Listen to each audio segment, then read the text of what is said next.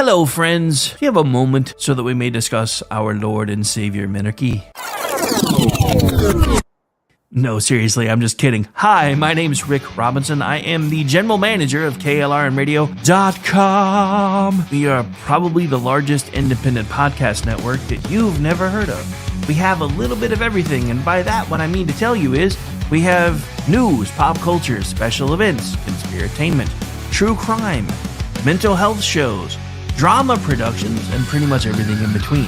So if you're looking for a new podcast home to grab a little bit of everything that you love all in one place, come check us out. You can find us on X under @KLRNradio. You can find us on our Rumble and our YouTube channels under the same names. You can also find us at KLRNradio.com and pretty much every podcast catcher known to man. So again, feel free to come check us out anytime you like at KLRNradio.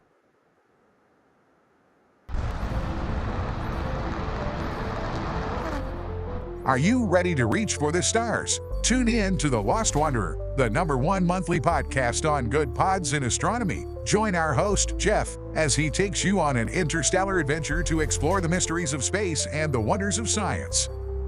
From rocket launches and distant galaxies to the latest discoveries in astronomy, each episode is a thrilling ride through the cosmos. Don't just gaze at the stars, come explore the universe with us. Follow The Lost Wanderer wherever you get your podcasts, and let's discover the stars together.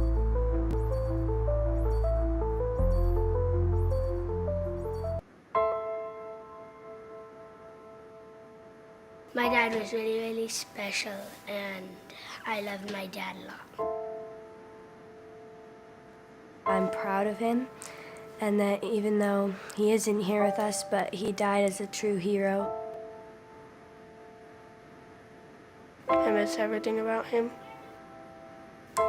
In the moment that the officers and I had to come see the children, my biggest reaction was, I don't have 7 arms. I have 7 children who just lost their father, and I don't have 7 arms to wrap around them. I'm Frank Silla, chairman of the Stephen Silla Tunnel to Towers Foundation. Our foundation is committed to delivering mortgage-free homes for Gold Star families and fallen first responder families. To not have to worry financially is a huge peace of mind. The thought of, what in the world will I possibly do to pay the bills? How will I possibly let the children have a life that feels normal? I don't want them to have to quit their piano lessons or their basketball. I don't want them to feel that we have to move into a little apartment and struggle financially in addition to the emotional weight. There are over 1,000 families that need our help. Tunnel to Towers is honoring those heroes that risk their lives by providing them with mortgage-free homes. Those who serve us and then lay down their lives protecting our freedoms and our safety, the least we can do is $11 a month to give them that peace of always knowing there's a home, there's that sanctuary when life feels like it's been tipped upside down, because it has, when you lose a parent in the line of duty, to know you can go home, you can be safe, there's no risk of losing your home. That's a peace of mind that I can't believe you can get for $11 a month.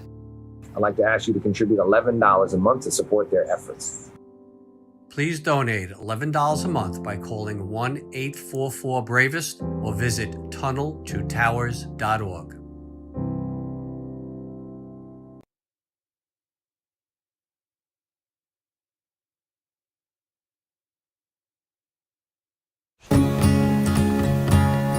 Independence. With that declaration, America was born. Inspired by a belief in the God-given rights of every human being. That among these are life, liberty, and the pursuit of happiness. Our government was established to secure these rights and for the good that comes from exercising them well. This is why the founders of our great nation chose independence. As do we. Hillsdale College accepts no government funding because independence makes possible the good to which we aspire.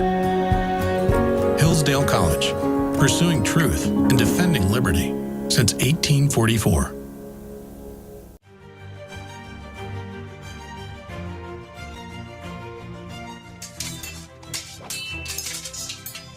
Ready to learn some medieval combat, kiddo? You bet, Dad. Let's do this.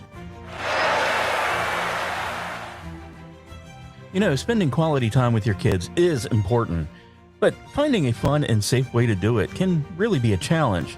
That's where halberds come in.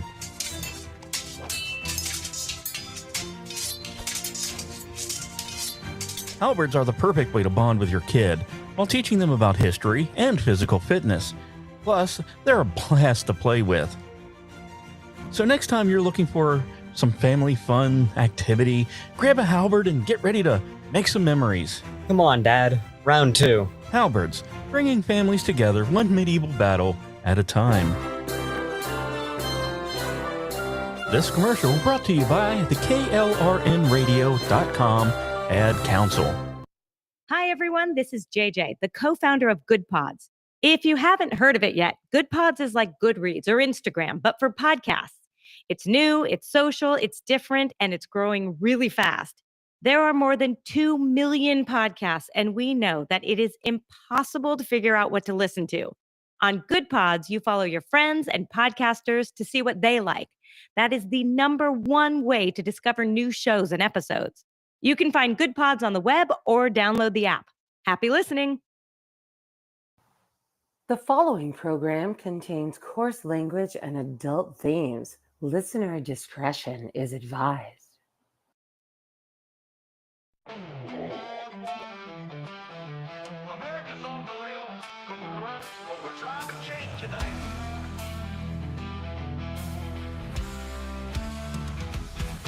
From the halls of power to Main Street lights, we're tracking the shifts, exposing the fights. Truth seekers rising in heartland flame. Ricks calling names and we're joining the game. No filters, no fear. We pull back the veil. When the system rebels, we refuse to pale. America off the rails. We wake up calls and rebel tales. Unchained voices in the news. Standing strong with nothing to lose. Drama to state level plans. We're calling the shots that'll shift the sands. Listeners rising, tuned in for truth. United we stand, one nation, only one truth. We believe in liberty, not safety's lie. Throwing down the gauntlet, here's our battle cry. Perspective sharp as steel in hand. We're the ones who... And welcome into a Monday edition of the America Off the Rails Show, live right here on KLRNradio.com. Got the studio put back together. Got some new chair assembled because one broke on me a while ago and it's been hard to work. And I had to go back to the really, really old one and it was terrible. But we fixed that problem. Now, unfortunately, I've had to go to a big and tall chair. And I realized I'm too short for a big and tall chair. So I almost feel like a kid swinging my legs under the desk. No, not really. Pretty damn close, though. I'm not even going to pretend otherwise. All right, so we've got a lot of stuff to talk about tonight. So, of course, the big story is there was a shooting in New York City today. So we're going to start there, of course. There's good news. We'll get to that second half. The first half of the show, I kind of feel like we need to talk about this because I don't really feel like enough people are. In case you haven't figured it out yet, or in case you're missing the memos of the point, there's basically an insurrection underway. In case you've missed. Starting with, we now have folks that are outright communists running for office. We don't even hide it anymore. Then you've got crazy people doing crazy things in broad daylight. Like the dude that gunned down an executive for an insurance company. And these are just a couple of things. So these, specifically, I'm focusing on a couple of different things. These are officer-involved shooting events in 2025 perpetrated by illegal aliens. There haven't been that many that have been put on record, but I still want to talk about these anyway. First one that we're going to be talking about is July 19, 2025. There was an off-duty CBP officer in New York City. Again, location Fort Washington Park, Manhattan, New York City, New York. An off-duty U.S. Customs and Border Protective CBP officer was shot in the face and armed during an apparent attempted robbery. The incident occurred around 11:51 p.m. Eastern Time, or 23:51 hours, when two suspects on a moped approached the officer and a woman in the park. The suspect, Miguel Francisco Mora Nunez, drew a firearm, prompting the officer to respond with his service weapon. Both exchanged gunfire, resulting in the officer being wounded and Mora Nunez sustaining injuries to the leg and groin. The second suspect, Christian Ibarborea, was also involved. Both were arrested and charged with federal offenses related to possession of ammunition by an illegal alien. Again, the perpetrators, first one was Miguel Francisco Mora Nunez, 21, from the Dominican Republic, illegally entered the U.S. on April 4th, 2023, through Arizona and was released into the country. Criminal history as follows: felony grand larceny, petty larceny, reckless driving. This was October 11, 2023. Second and third degree assault, October 1st, 2024. Criminal contempt, November 30th, 2024. January 13th, 2025. An active warrant for armed robbery with a firearm in Massachusetts, February 21st, 2025. Received a final order of removal on November 6th, 2024. Alleged to have shot the CBP officer. Second person involved, Christian Ibarborea, 22, also from Dominican Republic, illegally entered the U.S. on June 19, 2022, and was released on interim parole. Criminal history as follows: second degree reckless endangerment, May 10th, 2023. Fourth degree felony grand larceny and petty larceny, May 26, 2024. And April 5th, 2024, second degree reckless endangerment, reckless driving, and driving without a license, February 20th, 2025. Pled guilty to petty larceny on June 12th, 2025. That abbreviation looked weird for a second there. And was conditionally discharged, received a final order of removal on January 3rd, 2023. So the outcome of this instance, the CBP officer was hospitalized in stable condition with a broken jaw and a bullet lodged in his throat, but is expected to recover. Mora Nunez was dropped off at a Bronx hospital by Ibarborea, as shown in DHS-released video. Both suspects are in custody, facing federal charges for possession of ammunition by an illegal alien. New York City sanctuary policies were cited as allowing the suspects to remain free despite prior arrests and ICE detainers. That's just one. So here we have the shooting at a U.S. border sector annex in McAllen, Texas. This was on July 7th, 2025. A gunman, preliminarily identified as Ryan Luis Mosqueda, opened fire at the entrance of the United States Border Patrol USBP sector annex. The incident was reported as an attack on immigration enforcement authorities, though specific details about the event, including whether any officers were injured, are limited in the provided sources. The perpetrator's status as an illegal alien is not explicitly confirmed, but the context of the DHS report on a criminal illegal aliens suggests this classification. Again, the perpetrator of this instance was Ryan Luis Mosqueda. No specific information, immigration status, or criminal history is provided in any of the sources that I was able to find, but the incident is listed among DHS reports on criminal illegal alien activities. Again, the outcome information we have is limited, including whether the suspect was apprehended or if there were any casualties. The incident is noted in the context of increased violence against immigration enforcement officers. So here's the other one that you guys may remember. This was on July 4th, 2025, the coordinated ambush at Prairieland Detention Center. So again, this happened Prairieland Detention Center, specific location, as far as where exactly they were in the facility hasn't been able to be, or in relation to the facility other than being present, I wasn't able to ascertain. But this was on July 4th, 2025.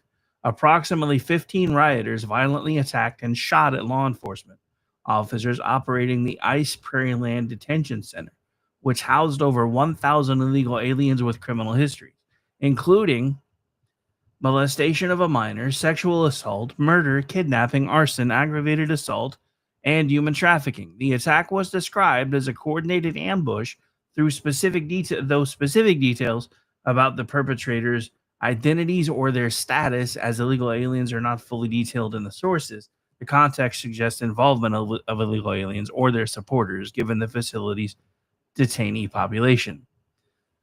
So this was an unidentified group of approximately 15 rioters. So we have no specific information on the officers' injuries or suspect apprehensions. None of that is being provided. DHS emphasized the criminal histories of the detainees and the need to protect law enforcement officers, including heightened security concerns.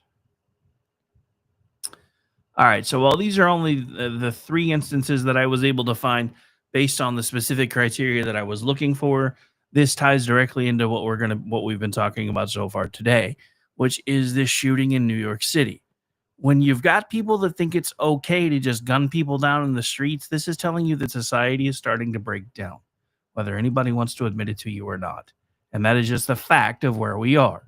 I don't like it any more than you do. We can either argue about it or face the fact that that's where we are and start trying to figure out what we do when we have an insurrection underway in this country. Now, we've done a lot to stem the tide of the insurrection by stopping new people from being able to get in here. But now we've got to do something to get the people that are in here that want to do us harm out before they can. Yes, I have my camera back. Shut up. No, I'm not entertaining you either because you're the pleb. I'm not. Just saying. Just saying. All right.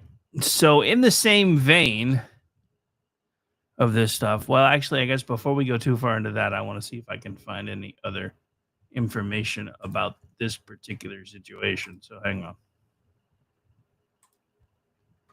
All right, so this is from our friends at PJ Media, and then kind of in the same vein of the whole ICE thing, I have kind of a funnier story that I want to go over next before we get into the good news segments of the show. So a gunman with a rifle walked into a Midtown Manhattan office building on Monday evening around 6:30 p.m. Eastern Time, otherwise known as 1830 hours, and shot multiple people, including 2 New York Police Department officers. One of the officers has died, as have at least 4 civilians. Local authorities say that the number could grow. The officer was said to be working security for the building to earn extra money while she was off duty. CNN reported that the gunman was a 27-year-old man who lived in Las Vegas, and so far, it looks like he didn't have a criminal background. CNN is also reporting that he played football in his youth. He was reportedly found dead in a stairwell in the building, 345 Park Avenue, which is near 52nd Street, most likely from a self-inflicted gunshot wound. It's also been reported that he had an expired private investigator license and a concealed carry license for a handgun. The New York Post is identifying him as Shane Tamura. Law enforcement officials reportedly found a vehicle with Nevada tags, which was registered to Tamura near the scene. Dude, honestly, kind of... Okay, so hang on. How to put this dude's face on the screen because he looks like he's Yakuza. It's kind of weird. Yeah. Hello, friends. Do you have a moment so that we may discuss our Lord and Savior Monarchy? No, seriously, I'm just kidding. Hi, my name's Rick Robinson. I am the general manager of KLRnradio.com. They saw the name Shane and thought white guy.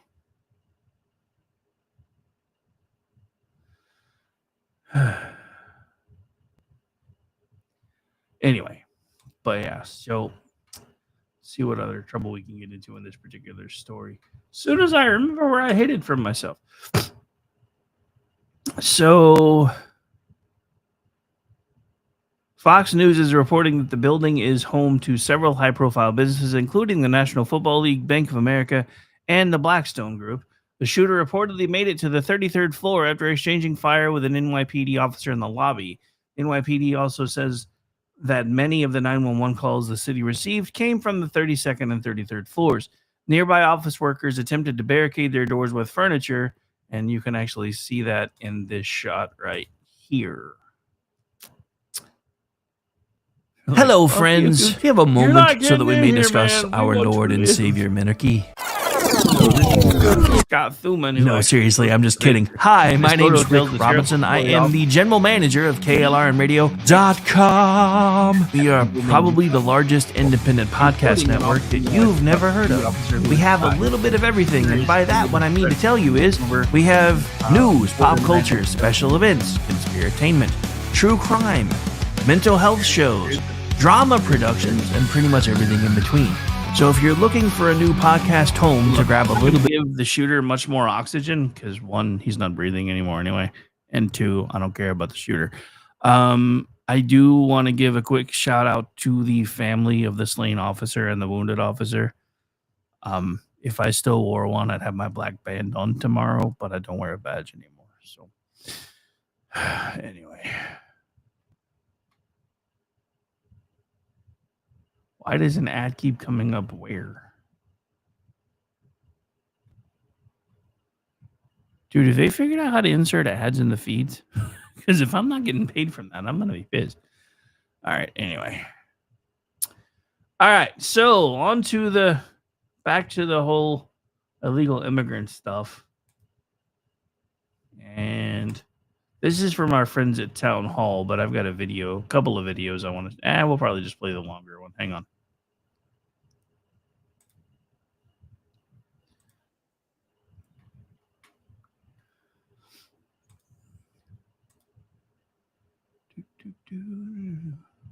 Hello, friends. You have a moment so that we may discuss our Lord and Savior Minarchy. No, seriously, I'm just kidding. Hi, my name's Rick Robinson. I am the general manager of KLRNradio.com. We are probably the largest independent podcast network that you've never heard of. We have a little bit of everything, and by that, what I mean to tell you is we have news, pop culture, special events, conspiratainment, true crime, mental health shows, drama productions, and pretty much everything in between. So if you're looking for a new podcast home to grab a little bit of everything that you love all in one place, come check us out. You can find us on X under @KLRNradio. All right. You can find us on our Rumble and our... That's not what I'm trying to do either. Hello, friends. Do you have a moment so that we may discuss our Lord and Savior Minarchy? Oh, God, all right, now I should be able to fix everything. Sorry for the confusion. At some point, something glitched out on me and I missed it.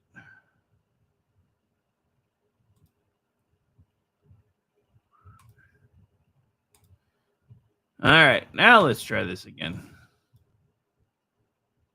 I would have realized the ad was playing in the background, but I had the volume down on that feed, so I didn't know. All right, here we go. Get out of the area of the driveway to allow for vehicular traffic.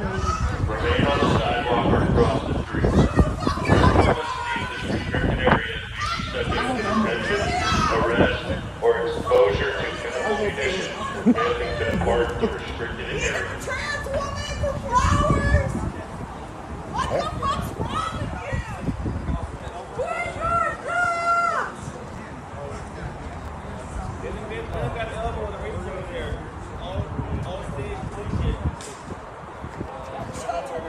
Load the shots down below.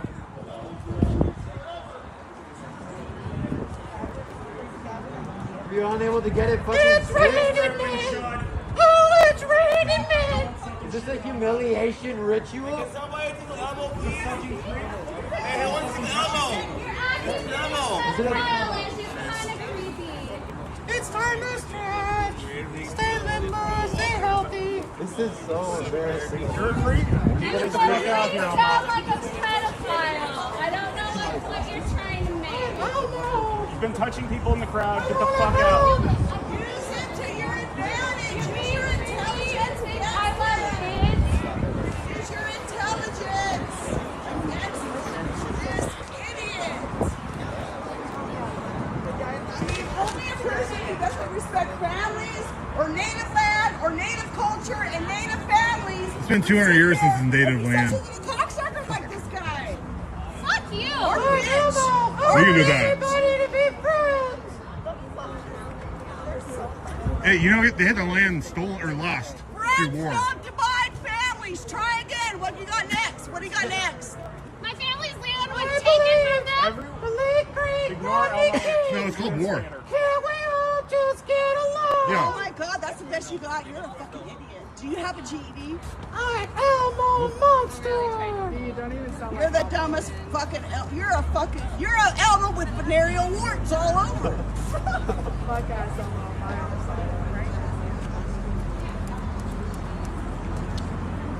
Apparently, Antifa doesn't like Elmo very much.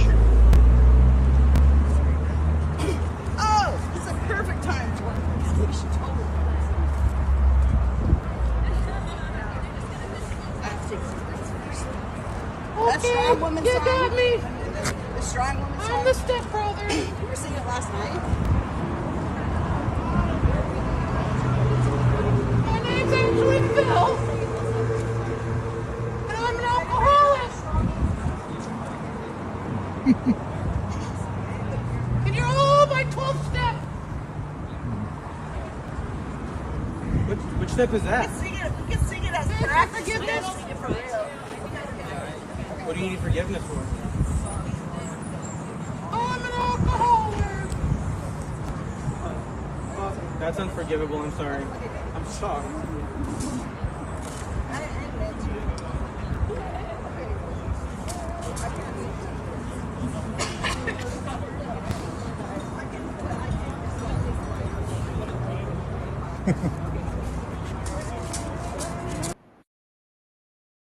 All right, so I know I didn't give you any context, but just to let you know what was happening there. So that was Based Elmo. Apparently, somebody's been running around and cross-protesting Antifa groups wearing an Elmo suit. So he's been started being called Based Elmo.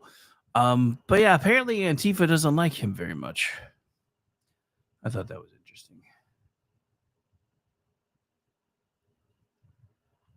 And no, I did not get your point because it's our Lord and Savior monarchy. It's not my fault if you haven't caught up with it yet. Just saying. Sorry, I'm responding to the chat now.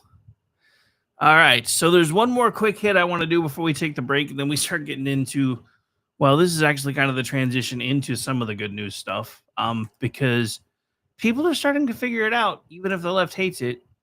A lot of what Trump is trying to do is working. As mad as everybody seems to be getting about that fact, it doesn't change that because that's what's going on. All right, so this is none other than the former host of Hardball, kind of letting a little bit of truth out here. Here we go. Expose the weaknesses they've got. But also, to be honest with you, the country is moving towards Trump. I mean, these polls that come out and show him not doing well, I don't buy that. I think his strength is still greater than the Democratic strength. He is a stronger public figure than the Democratic people. I mean, Obama still has tremendous charisma, but Trump has strength. And I think that's what all voters look for. But they wanted a president who is a strong figure. And he's got it. And he can, it's just there. And half the country buys it. That's what I think. Do you think he'll go for a third term? No, the Constitution won't permit it. I believe, I've been wrong before, but I believe in John Roberts and the court and Amy Coney Barrett. And I think we'll have a 7-2 on the elections of 70 coming up in 26 and 28. I think we'll have it 7-2 or 6-3 on the 14th Amendment and birth citizenship. I think when it comes to the core of the Constitution, we'll be okay. If we're not, we're really going to be in trouble. I mean, if the Constitution doesn't mean anything, if the words don't mean anything. Right. All right, so we're going to stop right there, only because first I want to point out that I think that probably may have almost had poor Chris Matthews having a stroke to have to admit that the country does seem to be moving towards Trump. But I also want to point out the fact that I think he's dead wrong on the 14th Amendment. It was never intended for its current interpretation, and I have a feeling that some of that is going to be changed. I hope anyway, but I guess we'll find out. All right, so we are going to take the break. There is a musical interlude, and it is a very special musical interlude in honor of the passing of none other than Hulk Hogan himself. We'll be right back. Stay tuned. I am a real American, fight for the rights of every man. I am a real American. American. Fight for what's right. Fight for your life.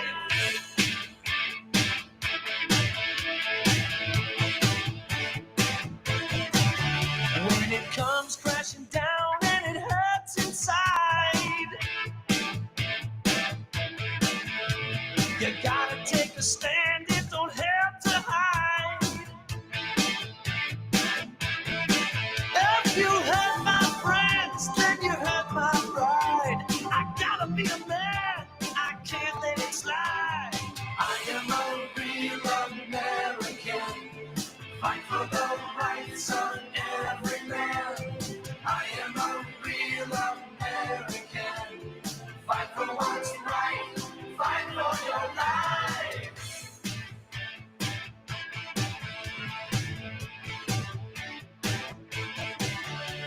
I feel strong about right and wrong. And I don't take trouble for very long. I got something deep inside of me. Courage is the thing that keeps us free. I am a real American. Fight for the rights of every man. I am a real American. Fight for what's right. Fight for your life. I am a real American. Fight for the rights of every man. I am a real American. Fight for what's right. Fight for your life.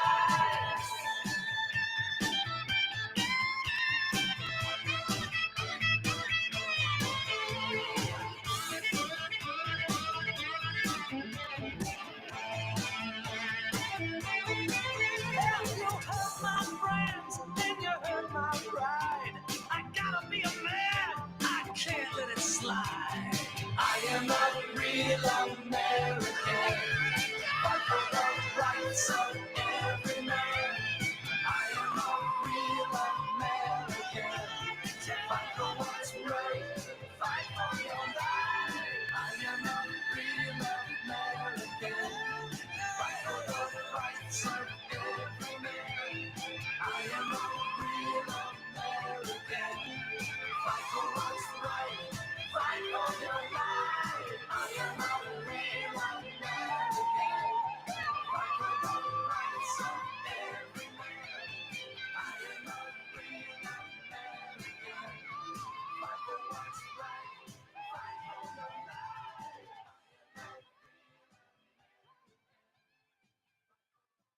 And welcome back into the program, ladies and gentlemen. Hang on, let me fix something because I just realized I had that way hot in my ears, so I had to fix that.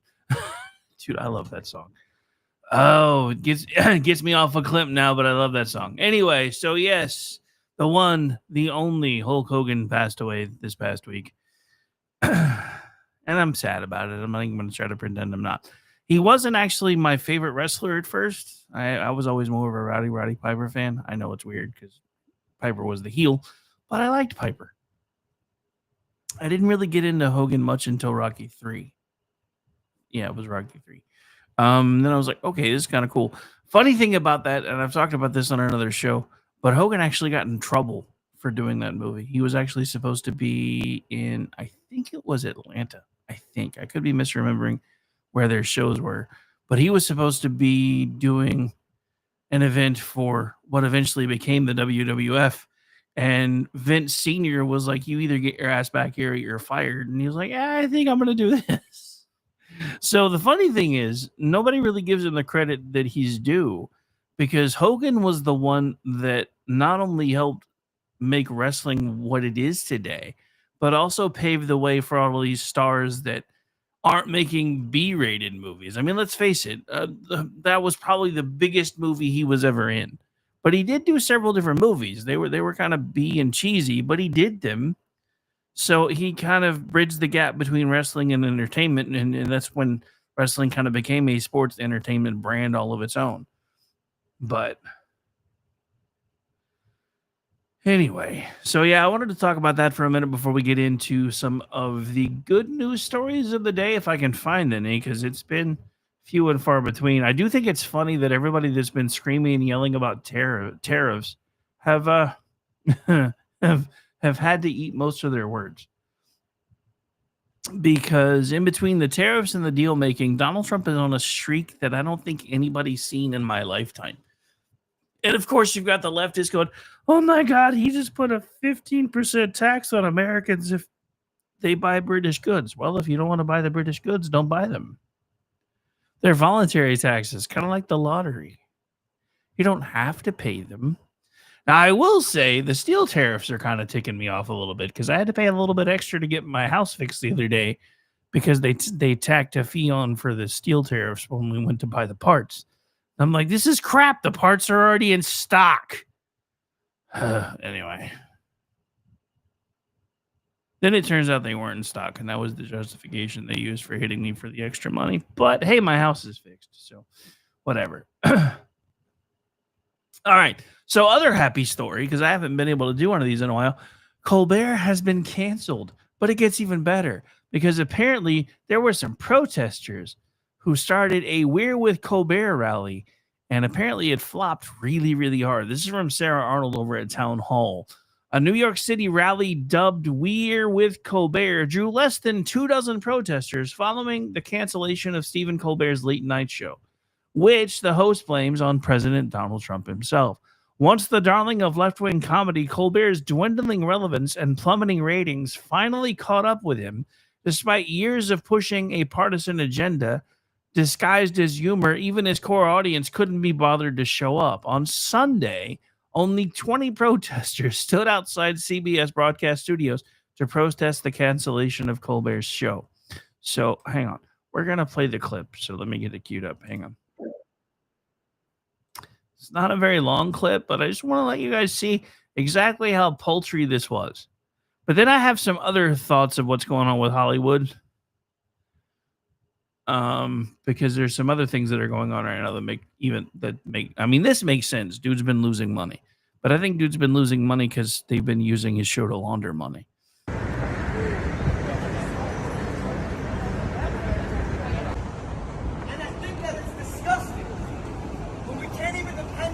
To defend our democracy anymore.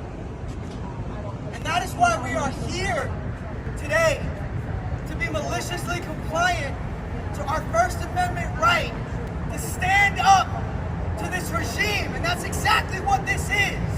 It is a regime. This is not an administration. We did not vote for this. Yes, we did.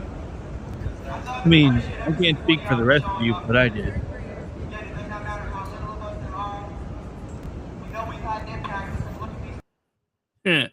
I love that. They're like, it doesn't matter how few of us there are because we know we've had an impact because look at these people that are noticing us, blah, blah, blah, blah, blah, blah, blah, blah, yada, yada, yada, blah, blah, blah. I noticed Sean started early. I think half my audience might be over there. I did not get my memos. Anyway.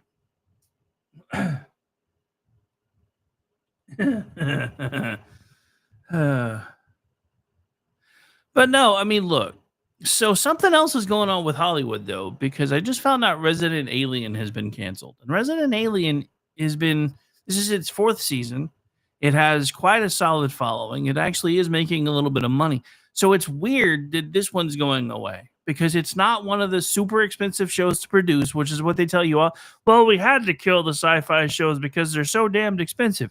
This one's really not. Most of the time, dudes walking around looking like Alan Tudyk or whatever the hell his name is. I don't know how to pronounce his last name.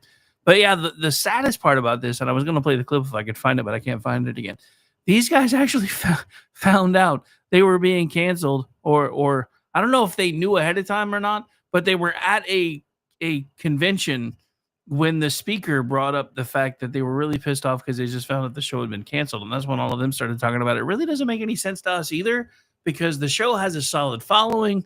Lots of people are listening or watching. We've got good numbers. And one of the stars actually just said there's just no money in Hollywood anymore. There's no money in TV and movies anymore.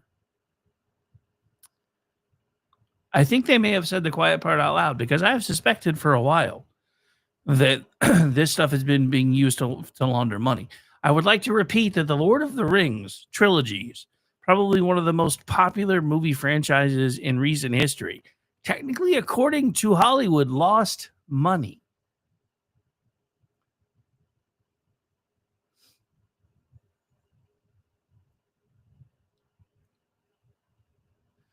It doesn't really bother me that much.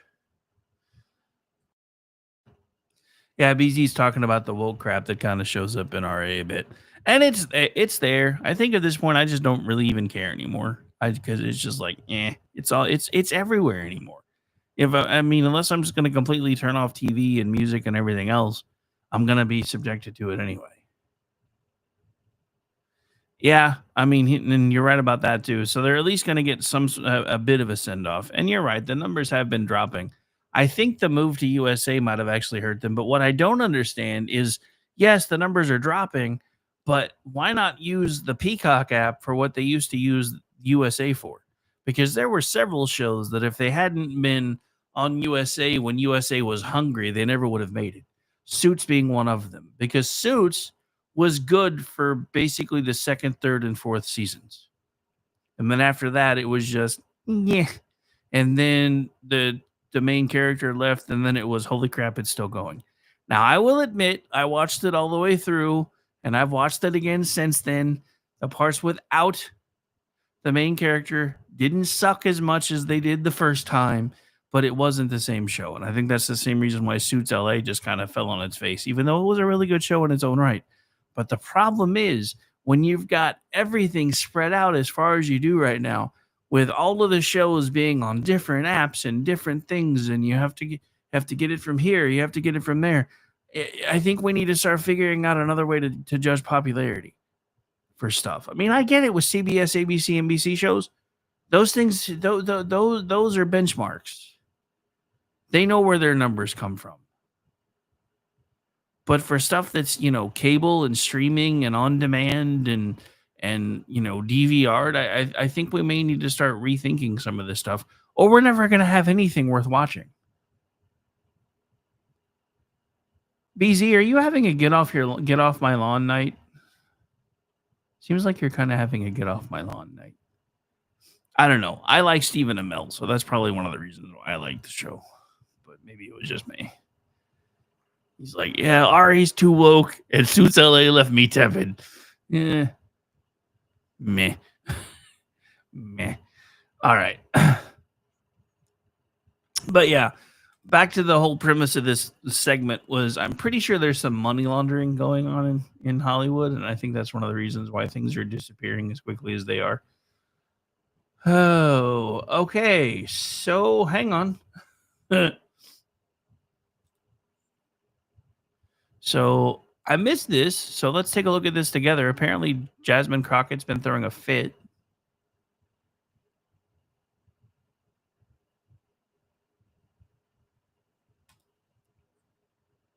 I don't know why I got a pop-up for that. Anyway. So Jasmine Crockett, through tantrum over profile, believes she deserved top post based on social media clout. So what the heck is she talking about? So Representative Jasmine Crockett, Democrat, Texas, attempted to shut down a profile piece in The Atlantic after a reporter reached out to several of her Democrat colleagues and accidentally exposed her overinflated sense of self-worth. Self-worth. Dude, try to say that 3 times fast. Apparently, I can't do that today. Reporter Elaine Godfrey explained that Crockett, upon learning other lawmakers had been contacted for comment on the controversial Congresswoman, tried to shut down the piece altogether. As for her colleagues, 4 days before this story was published, Crockett called me to express frustration that I had reached out to so many House members without telling her first, Godfrey wrote. The Texas Democrat threatened the reporter, insisting she was shutting down the profile and revoking all permissions. That's not how this works. That's not how any of this works. But we're the censors. Remember that part. So the piece continues. The point of contention seems to be that many members of her own party aren't fond of her message delivery, and Crockett didn't want that to get out. Godfrey contacted up to 33 Democrats for what should have been a glowing profile piece, and they either didn't respond or declined to comment outright. Ringing endorsements from high-ranking Dems were few and far between. Meanwhile, some senior staff members did comment, but only anonymously, by indicating that Crockett is viewed as undisciplined and sometimes a loose cannon, who causes headaches for other members. Ouch. As for that overinflated sense of self-worth we mentioned earlier, that I keep stumbling over trying to say, much of the profile piece focused on Crockett's failed attempts to become the top Democrat on the House Oversight Committee. That's a bold strategy there, Cotton. Didn't really work out for you, though, did it? During the race, she complained how some colleagues won't even send me a text back about the oversight job and seemed genuinely surprised that she wasn't simply anointed to the position because she has a large social media following and apparently much larger than some of the other candidates. It's like there's one clear person in the race that has the largest social media following. Crockett lamented. Oh, good Lord. But the cringe, it just keeps coming. And I reiterate, this was meant to be a glowing profile on how Jasmine is a Democrat for the Trump era. Crockett, it seems, has a lock screen photo of herself. A headshot. Barack Obama believes that's a little overly narcissistic. If Obama actually said that, all I can say to that is holy shit. At one point in front of the reporter, she sneered at food and aids. An aide had brought her from a fundraiser complaining, "This looks like crap." Even better, Crockett claimed the entire foray into legal work began with alleged racist letters she received while at Rhodes College. A black female personal injury attorney represented her during a case involving those letters, a woman she describes as her shero. Again, though, Crockett attempted to keep the reporter from interviewing the source, saying she didn't remember her name. Somebody she considered a shero, and she doesn't know their name. Godfrey attempted to track the lawyer down anyway. She found out the attorney couldn't recall if she had worked with Crockett on the case in question. Shero, remembered the incident in broad terms, but was not sure if she had worked on the case or with Crockett. Godfrey wrote, adding the Rhodes College had no specific records of the incident. The Atlantic Reporter also points out that contrary to Crockett's beliefs, she is not the political powerhouse she and the media would have you believe. Crockett does not have supporters as much as she has admirers, she wrote. That was borne out when she finished dead last in a vote to recommend the top Democrat on the House Oversight Committee to their caucuses. Crockett sheepishly withdrew her name from the race, stunned that her social media following didn't carry the day.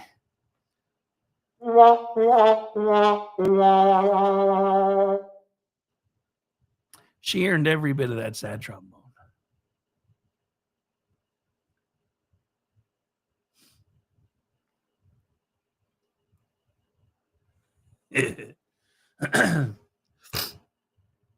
All right, so anyway. All right, so let's see what other trouble we can get into real quick. I just realized we're down to like 12 minutes till I gotta ship you guys back over there. Since he started early, is he doing the show? I guess I'll find out in a minute. I don't know. I don't know the answer to this question. I'm not getting my memos. Sorry, I'm still kind of laughing about Chris Matthews saying the country is moving towards Trump and we're not sure what we're going to do about it. Uh-oh. I didn't see this earlier either, so let's talk about this right now. Looks like it just came out a few minutes ago. So apparently Pam Bondi has filed an official complaint against anti-Trump Judge Boasberg, alleging misconduct. Well, that took long enough. U.S. District Court Chief Judge James E. Boasberg has been a thorn in the side of the Trump team, consistently ruling against the administration, citing Kafka, of all people, while doing so, trying to convince other jurists without evidence that Trump will defy court rulings and exhibiting obvious bias against GOP priorities. Attorney General Pam Bondi has seen enough, and on Monday, the Justice Department filed an official complaint alleging that Boasberg is guilty of misconduct.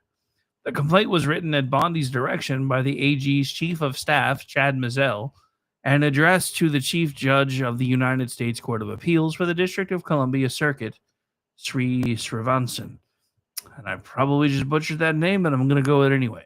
The Department of Justice respectfully submits the complaint alleging misconduct by District Court Chief Judge James E. Boasberg for making improper public comments about President Donald J. Trump to the Chief Justice of the United States and other federal judges that have undermined the integrity and impartiality of the judiciary, says Mr. Mizell. Judge Boasberg is presiding over a high-profile case involving the deportation of several migrants to El Salvador, and has talked about holding DOJ lawyers in contempt because of his assertion that his order to turn airborne planes around was not followed. President Trump has also made critical comments about Judge Boasberg. So this is from Pam Bondi's X account. Today, at my direction, the Justice Department filed a misconduct complaint against U.S. District Chief Judge James Boasberg for making improper public comments about President Trump and his administration. These comments have undermined the integrity of the judiciary, and we will not stand for that. The complaint continued, citing two incidents in particular that they found troublesome. So, the complaint details two occasions on which Judge Boasberg made comments to the Justice Department and allegedly undermines the integrity and the impartiality of the judiciary. On May 11, 2025, Judge Boasberg attended a session of the Judicial Conference of the United States, which exists to discuss administrative matters like budgets, security, and facilities. While there, Judge Boasberg attempted to improperly influence Chief Justice Roberts and roughly 24 other federal judges by straying from the traditional topics to express his belief that the Trump administration would disregard rulings of federal courts and trigger a constitutional crisis. Although his comments would be inappropriate even if they had some basis, they were even worse because Judge Boasberg had no basis. The Trump administration has always complied with all court orders, nor did Judge Boasberg identify any purported violations of court orders to justify this unprecedented prediction. So Boasberg has arguably been acting on his own agenda and making up the law as he goes. Judge Srivansan is an Obama appointee, though, so don't bet the farm on this taking any firm action. Perhaps Bondi is laying the groundwork for future moves against a TDS-infected jurist. I guess only time will tell. This article was in part from Bob Hoge, and then I ad-libbed it a little bit over at Red State, so you're welcome to check that out if you want.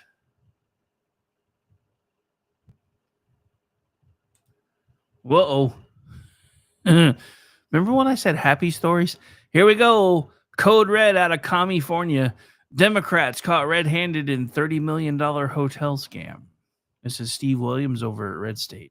California Democrats just got caught red-handed again. Shouldn't it be blue-handed for them, though? This time, it's not just about failed policy or bloated budgets. It's straight-up taxpayer fraud in broad daylight. In Torrance, the Democrat-dominated Los Angeles County Board of Supervisors is trying to ram through a 122-unit homeless hotel project under Governor Newsom's home key scheme. But here's the kicker. The county plans to pay $30 million for a building worth $10.2 million at most. Let's say that again. The county plans to pay $30 million for a building worth $10.2 million at most. Yeah, you heard that right. A $20 million grift with taxpayer money, and not a dime reflects local consent, planning, or actual need. Meanwhile, the 2025 LAHSA point-in-time count, the county's own data, shows only 50 unsheltered people in all of Torrance. 171 individuals already housed in temporary shelters. So why is the Board of Supervisors still pushing this massive top-down housing scheme that Torrance clearly neither wants nor needs? Because it's not about housing. It's about politics and power. Does that sound suspicious? Probably because it is. With the release of the independent appraisal, the public now knows what Torrance officials have been warning about for months. This deal doesn't pass the smell test. Torrance Mayor George K. Chen nailed it. Our responsibility as a city is to listen to our residents and act in a way that reflects our community's values. The results of this independent appraisal reinforce the concerns many in our city have already raised. With a price tag nearly 3 times the property's market value, this is government price gouging at its finest. No public explanation has been given for the inflated price, no transparency, no negotiation, and no accountability to the taxpayers footing the bill for this political trophy project. This is exactly why people are losing faith in government. The rules don't apply to the political elite, but the bill always lands in the taxpayers' mailboxes. The location is a disaster waiting to happen to boot. This isn't just about price, it's about place. The hotel is near a middle school and directly adjacent to the Del Amo Fashion Center. I probably just butchered that name too. The commercial heartbeat of Torrance. That means more strain on city services, more pressure on public safety, and the real risk to the stability of the city that is fought hard to maintain. This isn't urban planning, it's political recklessness, and a slap in the face to every resident, business owner, and first responder who work to keep Torrance safe, livable, and strong. The good news is, though, in this instance, local leaders did in fact fight back. When the Torrance City Council unanimously opposed the county's proposed home key conversion back in May, they weren't being obstructionists, they were defending a well-functioning, locally driven homelessness strategy. Torrance already operates a 40-bed shelter, funds transition programs, and enforces laws against illegal encampments. This is not a city that turned its back on the issue. It is a city that is doing the job the county has failed to do. But instead of working with the local leaders, the Board of Supervisors is more interested in enforcing a prepackaged solution down the city's throats. The results? A growing backlash from a community that sees what's really happening. A county government more focused on politics than people. Here's the kicker. The county actually rejected Torrance had a better plan, and the county rejected it. So, yeah. So what's worse, Torrance came to the table with real solutions in early July. The city proposed 2 alternative sites, one at the Transit Center and another at the Civic Center campus. Both are city-owned properties, zoned and better equipped to host supportive housing in a way that's integrated, sustainable, and community-oriented. The county's response?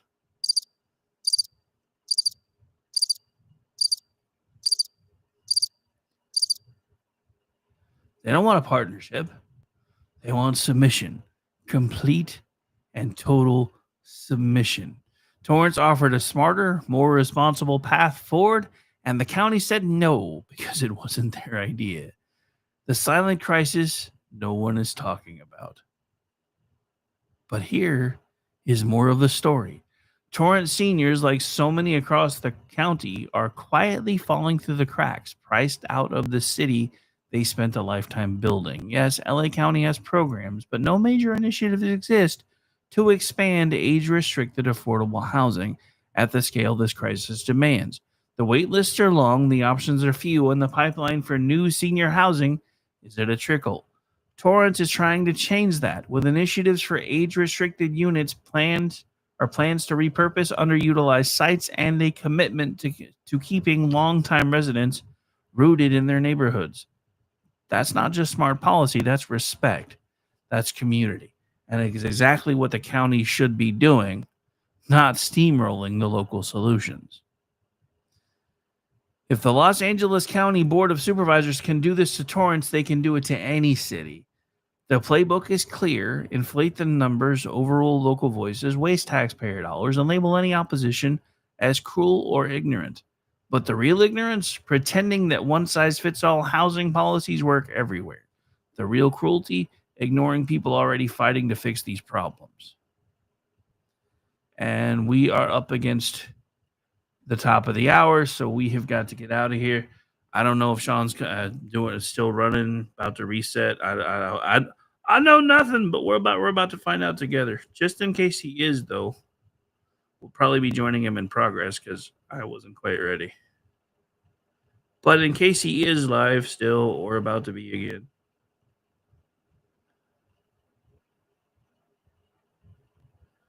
Why is it not working? There we go. All right. Now I got it to work. All right, we're out of here, folks. I'll be back tomorrow. Just a bit of a schedule change, though. Still doing Tuesday through Friday this week, but I'm also going down to 2 hours. It'll be from 10 to noon Eastern. I gotta have an hour a day for administrative crap. I'm falling behind. Bye, everybody.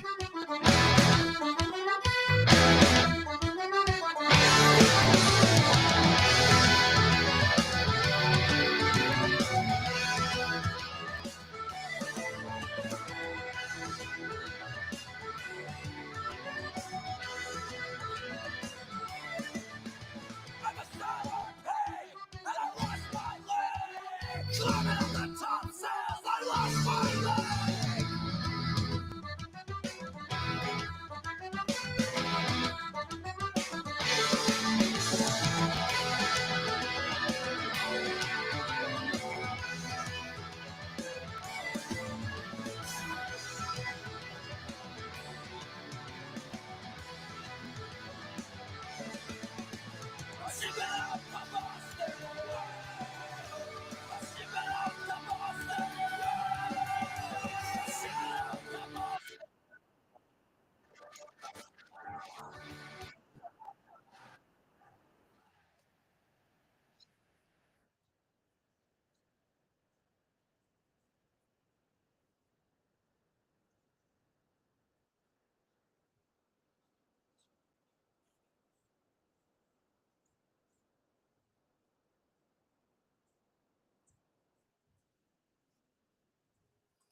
But he's walking very casually.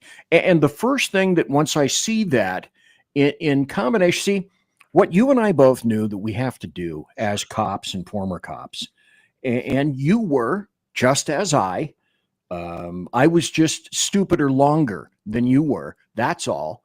But one of the things that we know is you don't take anything by itself. You take any number of indicators that you can, and in combination, not in isolation, they will lead you somewhere. And we both know you have to let the evidence go where it will. You know, with Trump and Epstein, I don't care where it goes. If it goes to Trump, no big deal. But you take the information as you see it. As this guy is strolling now, apparently New York is weird. And apparently someone strolling down in the middle of New York fucking city with an AR-15 platform doesn't light everyone up. Well, one of the answers for that is because everybody's fucking buried in their phone. But body language says a lot. And that is, this guy is calm. He's not trying to conceal anything. He went into that building. And what that tells me is, to me, it's screaming, I don't give a fuck. And if I don't come out, I don't care about that either.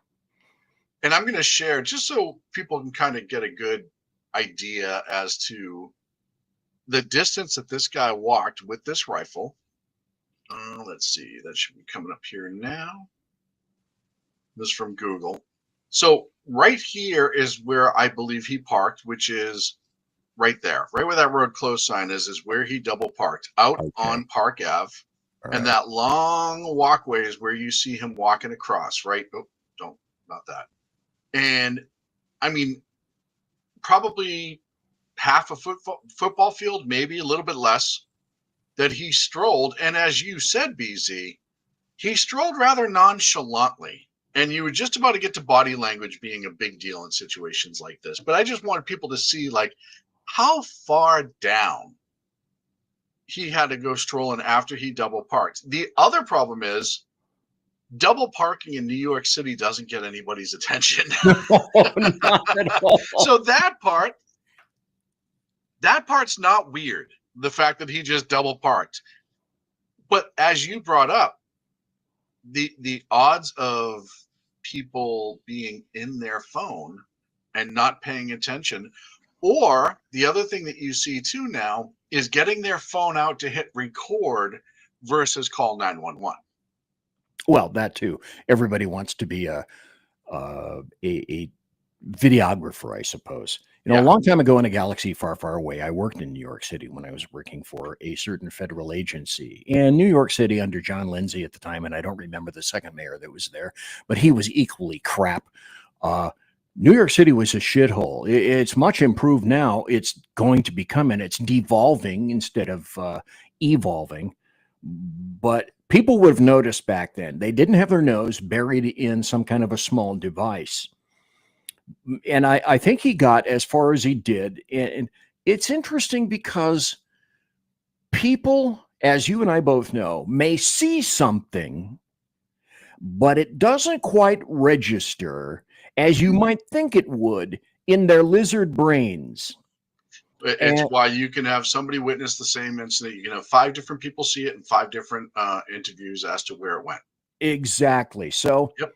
I don't think we're going to make much, not sense, but it's not that big an issue that people may have seen this in fleeting, but just when they either went, I didn't see anything, or in their brain they said, I saw it, but I didn't see anything, or they said something similar in their lizard brain to fuck it, drive on. Well, which means they just continued to walk away. So, but that aspect.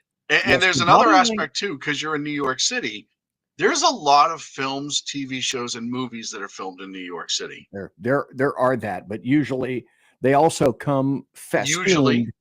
They usually come festooned with a ton of crap around them because I had to dodge that crap. No, and I agree with what you're saying because I've seen it myself. But the other thing too is there's also a lot of these, and I'm not blaming this, I'm just throwing it out there.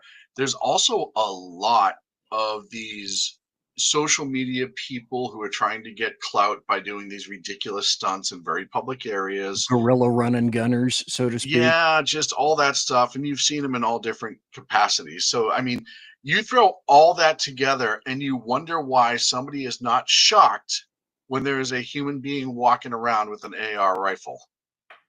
So I think the issue that we may be trying to make out of this is that, well, why didn't anybody? That's not the issue.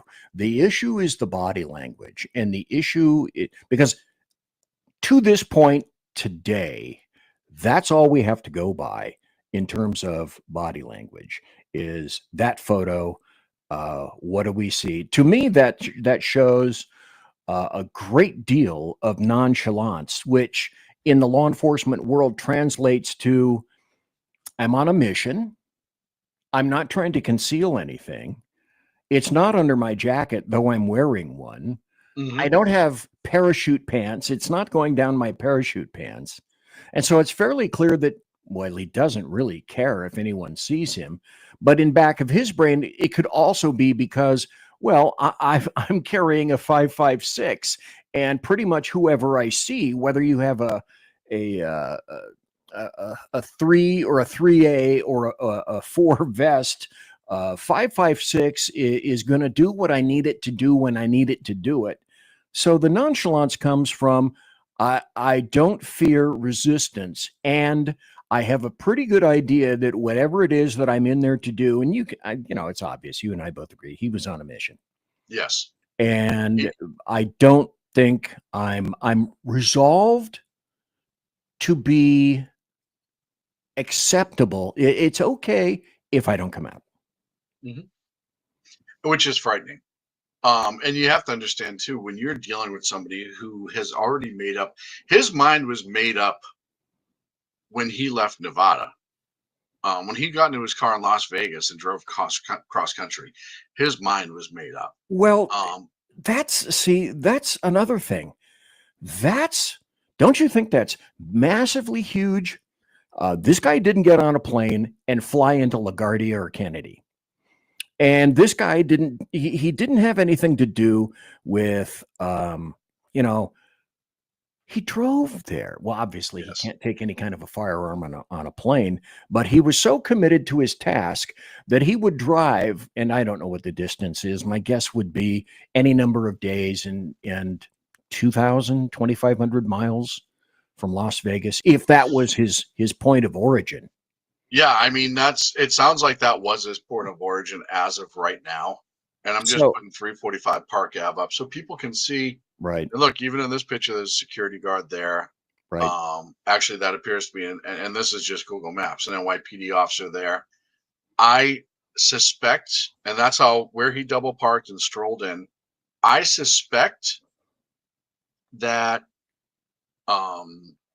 he knew law enforcement was there because he went after the cop Oh, first. sure. You can do so much investigation that I Yep. could not years ago when I was in detectives, just by sitting in front of the internet. But by dint of the fact that, okay, let's assume, we don't know different yet, that he drove that car from Las Mhm. Vegas, knowing that he could keep whatever they're going to Well, find it in the had car. it had a Nevada plate because if you listen back to the scanner, they ran that plate very early because it was oddly double parked in front. And that's the one that they found the rifle, his backpack, and medication inside the vehicle. Right, but the dedication that it would take, because that's a double day trip. Even if you're on the road, driving like a meth head, that's still a double day trip minimum. That shows an amount of dedication that few have. In other words, he was so dedicated to whatever kind of mission that was. The blinders were on to the point where all along, see, hey, how many days did he have to consider? Ramifications. Well, when I go in, what am I going to see? What am I going to find? And a portion of it, I suspect, got shoved into the I don't give a fuck category, but Yes. also a portion of it got shoved into there needs to be some kind of an approach, or what are my tactics once I get there? So I must be cognizant of the fact that, like you just did right there, it took you 25 seconds to go onto Google, onto that address, and it's clear that was the address that he wanted. So you could do that right there and look and say, okay, well, I see somebody here, I see somebody there. And what do almost every building have? They have some Video kind of cameras. security in the front. Oh yeah. Yeah, And- you're gonna have usually some sort of desk to stop at, or Right. even more enhanced, they may have a one of those people guardians where it just closes a little gate to keep you from just rushing and you have to check in. Yeah. You're gonna have a guard, you're gonna have a CCTV system, and in a lot of big cities, they do employ a police officer, usually when the Off- building's open, off off duty. duty work. Yep. Ton of it. Just because, especially you look at who's in that building, and I mean, I'll name just a few. You have BlackRock, you have the NFL, Bank of America. I mean, the list goes on and on. Yep. All businesses where somebody could have a grudge. And again, that doesn't make it right. That doesn't make it okay. But it is unfortunately a reality that in some of those places you get into, it's amazing to me that it only takes one of those businesses to piss off a lunatic like this guy was. Obviously something, I mean, mentally he was not well. Anytime you're going to go in and just start taking out people, you're not well. But there's also National Football League, Blackstone, and there was some sort of federal office too. I thought I saw on the list. I can't find it right now. Bank of America Financial Center. So KPMG, that's another one that I remember. KPMG was there. Yep. I'm trying to look. I have my notes here somewhere. But it all gets down to, while you're looking, Deutsche Bank. This is a man on a mission. Yeah. Obviously a man on a mission. But apparently he knew and had discovered, because, who knows how long he had been planning this? Last week, last month, 6 months ago. You just don't know. But once he got past the initial blockade, he had free access to the elevators anywhere in that building, because that security, apparently, according to what I've been able to suss out, it doesn't exist. It's not like you need a key to get into any specific floor, or whatever floors are outlawed. This dude seemed to have missile lock on where it was that he was going to go. Now, did he not stop at a couple of floors along the way? They didn't say that in the press conference. So I know they said, people flood into all the stairwells. They said he got off on where is it? I have it here. I thought they said the 33rd floor, and that's where he was found. Early, I heard that that he got off on the 35th and then went back down to the 33rd, but they didn't cover that in the press conference. And Cheetah says it looks like they're getting a warrant to serve his house in Las Vegas. That was just par for the course. That was definitely going to happen. Right. Yeah, and as far as the elevators, a lot of these places you have to have a swipe card, and I don't know, maybe he pulled a swipe card off the police officer, maybe he pulled a swipe card off the security guard. You just don't know. You don't know. I'm sure the video will tell them. Maybe it was completely. It could have been one of those situations where certain floors you needed a swipe card to get to, and maybe that's why he ended up in the 33rd randomly because he didn't. Who knows? There's going to be a ton of information that's going to come out. I want to go back to one thing that a lot of people say is immaterial. And that's when, I remember when you and I specifically covered the Stephen Paddock shooting in Las Vegas. And we had, you had your own show on it. I had my own show on it. You Bigfooted my show. I Bigfooted your show. And we just discussed all of the potential ramifications in the bullshit and the skullfuckery and the cloudedness that went on around Stephen Paddock. It's like, make this make sense to me. But a lot of people said, and I ask then and I ask now, and I say, this still matters. Yes, it people does. were saying with Kohberger, why? Well, you're not going to find out why from him because he's a fucking loony. I booked a guy named Eric Royce Leonard who killed 6 people within the span of about 3 days. He was a fucking empty suit. He was evil personified. He was a vacuum. He was a hole into which evil had poured. And Kohberger was just like this. But with Stephen Paddock, with this guy, and with just about anybody else, it's also, in my opinion, very important to discern the why. You need to know the why in a great deal of it because you want to make sure that whatever it was that was presented as a threat is over. So you need to, Stephen Paddock, you need to know why. Were we going to see another person similar to him again? We lucked out. Yeah, so far. The terrorists, the male and female terrorists in San Bernardino, where San Bernardino fucked up royally and kept a whole bunch of things back.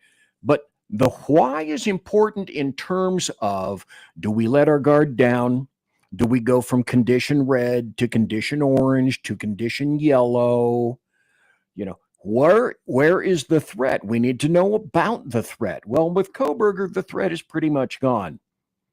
But do we know for a fact that this guy was not working in concert with anyone else? First sniff test looks like really specific, looks like really targeted, looks like really personal at this point. But the why, you can't afford to shove the why to the side, because if you don't know the why, you can't say in any kind of a conclusionary fashion that the threat is over. So the why has a great deal to do. I don't think the why is going to be huge for this. But it could be one of two things. And Cheetah pointed out, we may get some why here shortly because they're hitting the house in Vegas right now. But look, a lot of times with these things, there's a single mitigating factor that triggers the whole thing. He allegedly last worked as a security guard for a casino.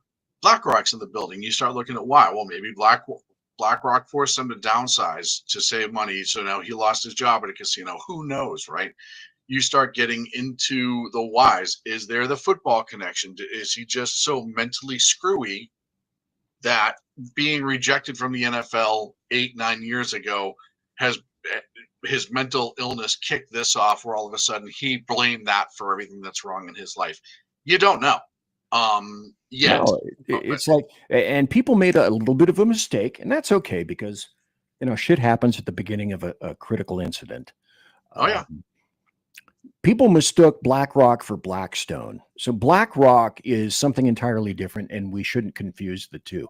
Blackstone, however, is not entirely dissimilar in terms of, it says, and I'm looking up at the site right now, the world's largest alternative asset manager, more than 1 trillion in AUM. It invests in dynamic sectors such as data centers, artificial intelligence, infrastructure. Did they screw him? Was it a fiscal issue? So the potentialities are all over the place. And this is one, well, I'm curious what you think. This is one time when I think in 2, 3, 4 days, I don't think anything more than about a week, we'll have a fairly decent grasp of his motivation for this. It was pretty clear, pretty obvious. I don't believe that he was in cahoots or working with another individual. It seemed to be really, really personal. And we will discover more of that when we find out who or where along the way he happened to stop, and where was his final target. In other words, did he shoot himself because he concluded whatever mission he set upon, or did he shoot himself because he perceived that he was about to be surrounded and shot by law enforcement? Right. When you find that answer, you'll also discover probably where it was or whom it was that he was targeting. Right. Did he pick that spot on purpose? Hey, this is exactly where I need to be to send the message. Or was it just, oh, the walls are closing in and now I have to take myself out because I don't want to give anyone the gratification, take the coward's way out. And look, I mean, there are banks that are in there. Did a bank foreclose on his house, on his mom's house? The list goes on and on as to potentiality to what caused him to finally snap. And you know, they already put out the mental health history, which is another major issue that we don't deal with in this country. We can talk about that a million times. Especially with boys and men. Yep, especially with boys and men. So his mental health history, and he was on medications. So there's going to be at some point the aha moment where everything starts to come together, or, and this is entirely possible too, we may never know, or there's nothing to link him to that, right? I mean, depending on what mental illness he had, and again, did he get in his car one day with his rifle and his pistol and say, I'm going to go do something bad, I just don't know where? And did that carry for 2 days until he got to New York City and went, well, I reached the coast and I can't go much further, so we'll do it here?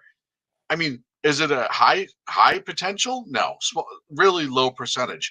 But when you're dealing with mental health and mental health illness, it still is a potential factor, right? I mean, you go to Paddock.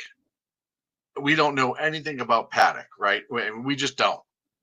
There's the story that we were given, but we don't know much about Paddock in the year prior to the shooting. We know everything up to about a year prior, and then that last year they don't share all that much, right?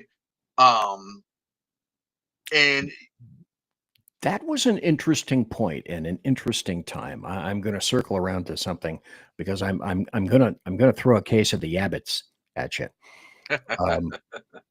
But in Paddock's instance, and we've had some screwed up law enforcement responses along the years. But did it not seem to you, Sean Lewis of SHR Media and the Edge of Liberty show, did it not seem to you that the Paddock shooting was kind of sort of the beginning of law enforcement clouding over a lot of stuff, whether by stupidity or on purpose? There was a lot of questionable crap swirling around the Las Vegas sheriff. And another interesting point is Las Vegas is not generally what people consider to be Las Vegas, is not generally within the city of Las Vegas. Right. That in and of itself is another interesting story. But it seems as though law enforcement kind of playing fast and loose with bullshit kind of sort of started there. Now let me go back to the Yabbits. Yeah, but in his long distance journey, if he was just a mental fuckstick, he could have stopped pretty much anywhere along the line They've and done it. killed any number of persons. He You could have know, done it in Vegas and had a yeah, bigger potentiality for yeah, and doing more had damage. as many people in a given spot that Mhm. he would if he drove 2,500 damn miles. Although he may have been fairly comfortable in a BMW. I don't know how luxurious it was. Maybe he obeyed did he obey the speed limits? Did he get stopped? If so, who stopped him? When? Where? Why? Those are Right. other things that we need to find out. Did he stay in towns and the police got called for a weird guy at a bar talking about how he was? We don't know. And you bring up Paddock, but I'm going to say no. I think it started even before that. The Boston Marathon bombings is Oh, where you would know about that. I had they completely tried forgotten to about hold that. they Yep. tried to hold back a lot of information because they were afraid once you drop it was terrorism. They were more worried about the backlash against the Muslim community than actually putting out information that could have saved lives. Well, killing And Europe, killing the UK. But yes, in homicide, you always, with every case, have a certain percentile of what we call holdbacks. Yep. There are certain pieces of information that you never, ever, never, never, ever, never make public to make sure that if you have and you begin to focus on a particular suspect as an individual, that if you have a conversation, first an interview, then an interrogation with an individual, if they come up with information that was not in the public, then that begins to, the Ford has a better idea light bulb begins to illuminate over your head, and you start to have the ahas. well, at that moment. and I can tell you too, and we've talked about this before. I have people who I know that were at the marathon scene and people that I know that were at the final scene at Watertown who say not every, and I know this from reliable, trusted law enforcement sources that I've known for years personally. We still didn't get the full story of what happened with the marathon bombings. There are No, more devices that were cooked off in the street when the areas were cleared. They did the sandbags and piled the sandbags on and blew them in place. Yada yada yada. So we didn't get the full story on that, and we wouldn't have if, from what I was told, Boston PD really pushed the FBI of like, hey, these guys are still out there, and this has a potential to keep going if we don't get this out now and have people start helping us. And again, So that goes to why. yeah, Why is very, very important. I'll tell you this. You were there. I was, thousands of miles away on the left coast when that happened. I was Until I actually saw. out here too. Oh, okay.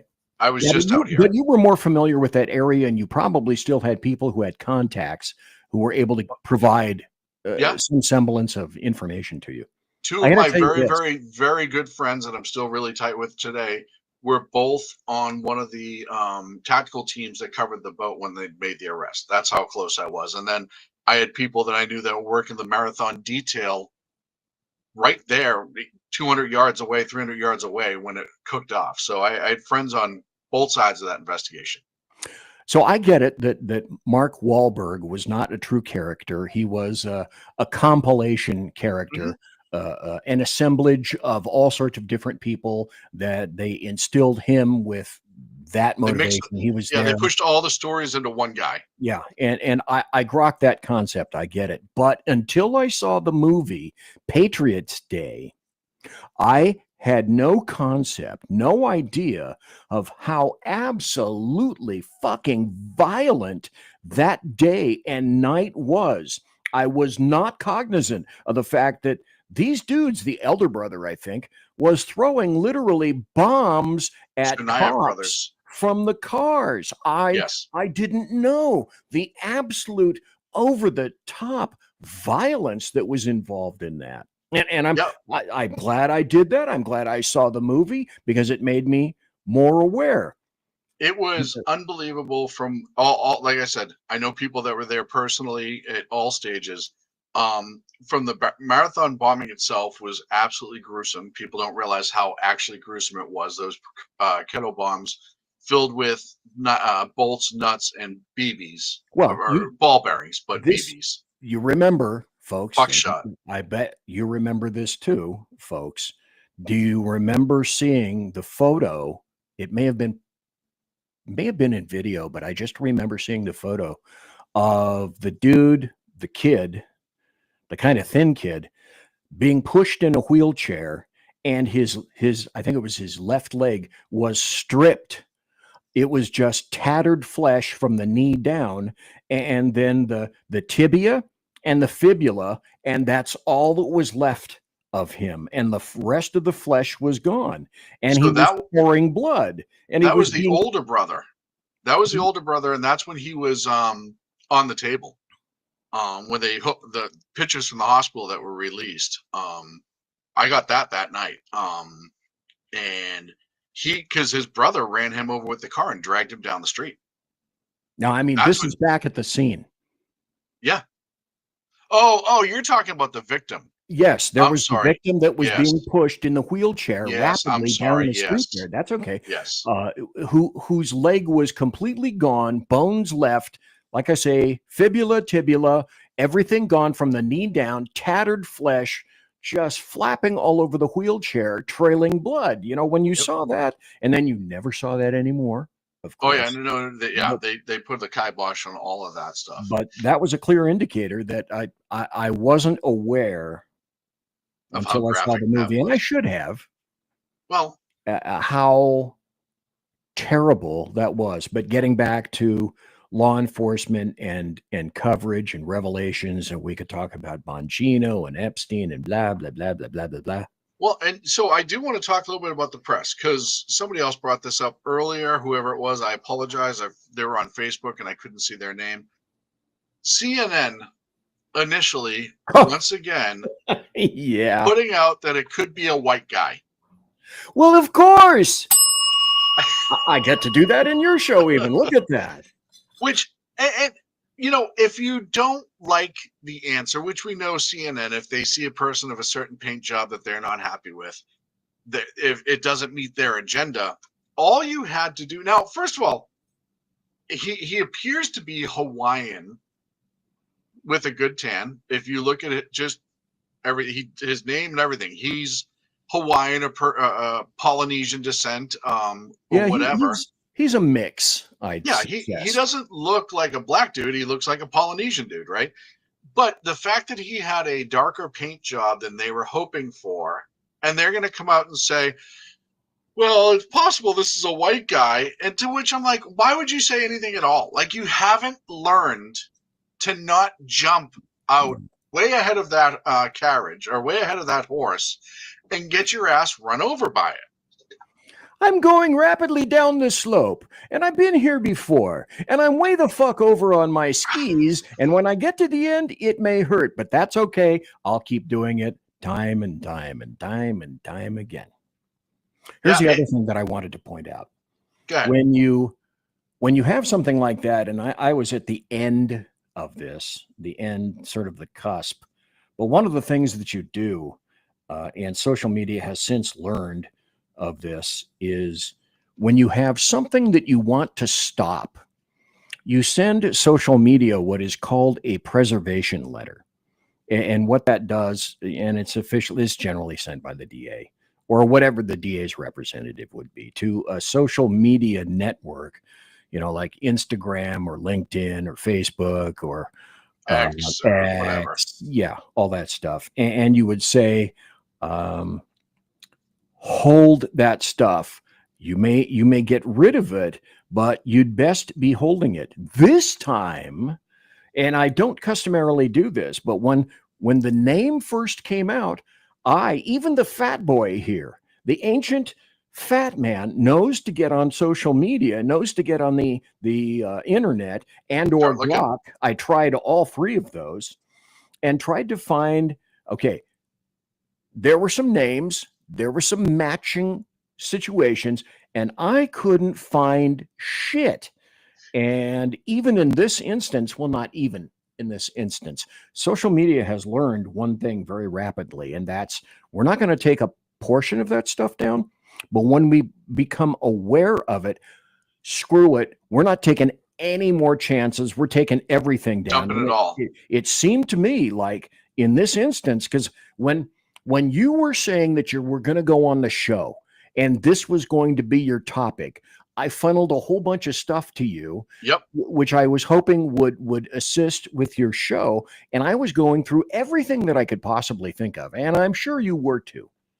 And just when like, crickets, I didn't hear and see shit. And then I began to see that, yes, social media within about a half hour of that had removed just about anything and everything that you could possibly think of.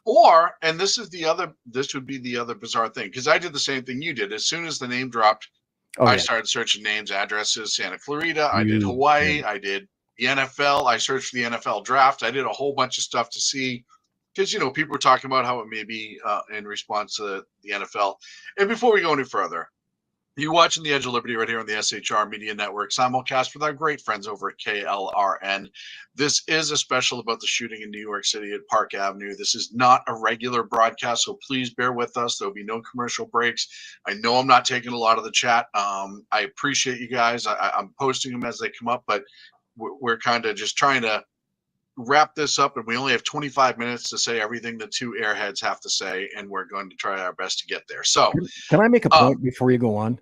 Yes. Okay. When you look into the camera like that, like you just did, you have beautiful eyes.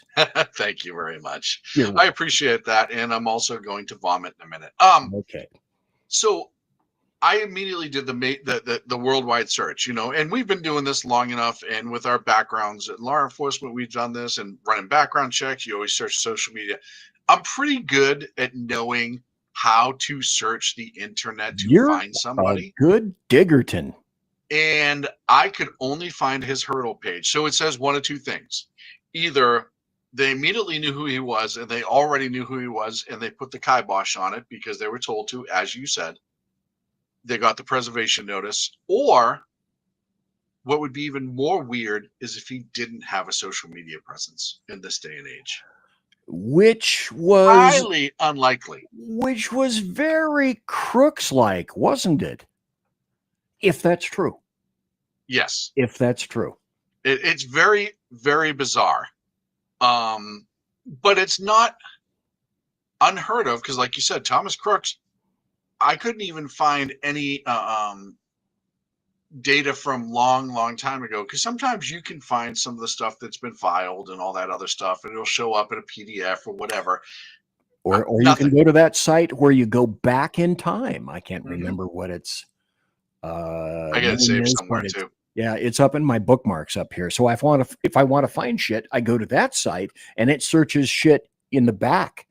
Yeah, it'll go back to all the gosh, I can't even think of the term where everything's logged and kept from the past. I'm sure. Well, is all that stuff is archived, and it's searchable under that particular website whose name escapes me, because I can't think of it everything I does have it now. saved somewhere because I've used it a bunch of times. But, yeah, it's bookmarked. I got it, but even then, I did a bunch of searches. Like you said, Crooks. It's like, tweet eat. I hear fucking crickets, and I'm not seeing a thing. Yeah, it's very weird. So, and again, did he kill his social media going into this? And we can't see it right now, possibly. One good thing, I think I'm prognosticating that by the end of the week, we will probably know a fair amount about this guy, more so than we will of Crooks and whatever the hell that guy's name that was on the golf course that was ended up being linked to Ukraine. There was that guy in the weeds and got shot at by the Secret Service. Attempted assassinations are not funny, BZ. People are. I absolutely love when people comment bizarre things on Facebook. Yeah. So the other guy there too, that was another one where you heard a whole bunch about it. You knew that there was an attachment to Ukraine really, really quickly, and then it all went away. And it then all went away. After It that, just it's like, yep. You get the update on his hearing dates and trials, and that's it. Cosmic Bard said, as soon as I knew he leaned right. I warned him, if you use social media, schools and businesses will see it. He's talking about his son. Oh yeah, no, absolutely. Oh, And God, that's so yes. that that's funny is you saw the mayor bring up gun violence, and you saw the mayor, which I Blah, hate blah, blah, blah, blah. politicians who, before they even talk about the incident, say, well, this is a gun issue and blah, blah, blah, blah, blah. But maybe the weapons were registered to him. Maybe they were sold to him. We don't know that yet. But listen, you have a dead cop, 4 dead civilians, and you just had a mass shooting incident in your city. Why don't you do what you're supposed to do and lead and not try to get into the politics first? It's tragic. Look, this cop was what, 27 years old, they said? Yeah, He was a just kind of beginning her career. his I thought it was a her. no, it's a he. He was a father, married. He actually immigrated from Sri Lanka, became a citizen, and did it There's the right another way. point. There's another point. I thought it was a female cop. Yeah. I think the other person that was shot in the lobby with him was a female. But yeah, I mean, this is the other tragedy. And of course, all the losses of lives and those that are injured is a tragedy. But we talk so much about immigration on this show and how people coming the right way deserve the very best that you can get in this country. Here's a kid who moved from Sri Lanka, got his citizenship, became a New York City cop, one of the most well-known police departments in the world. Married, kid, living the American dream, right? I mean, you don't get it. Well, that's not true. There's more and more people getting law enforcement because it's a good job now versus it used to be a calling for most people. I'm guessing it was probably a calling. You don't come here and then go, yeah, I guess I'll join the NYPD, right? He probably came here, even if he was a kid, that was on his mind at some point. And to have some scumbag, and I know he's got mental health issues and we need to deal with that, and that's a problem we talked about, but to have some lunatic show up and kill this kid who was a young, from all accounts, even from the PBA, young, hard-charging cop, good kid, worked hard, did things right. It's just horrific. And if he's working off duty, he's trying to make some extra money too. Yep. And nobody, I guarantee you, the press will not talk about the fact that he was a legal immigrant. He came here, he busted his ass. He didn't sneak over the border. He did everything by the book, which probably cost his family a ton of money. The waiting was probably forever. But New York City, you have to be. It's not like Maine, where they arrested a police officer who is not an American citizen. We'll talk about that later. Holy shit. The NYPD does not screw around with that stuff. And it's a tragedy to see his life and all life cut down, but his life in this situation, because he finally achieved seemingly the American dream. And while working overtime, he was cut down. And that's just absolutely horrific. And yeah, let's talk about Maine for a second, because I got a couple more topics and we get about 17 minutes left here. In Maine, a individual was arrested for purchasing a firearm who is not an American citizen.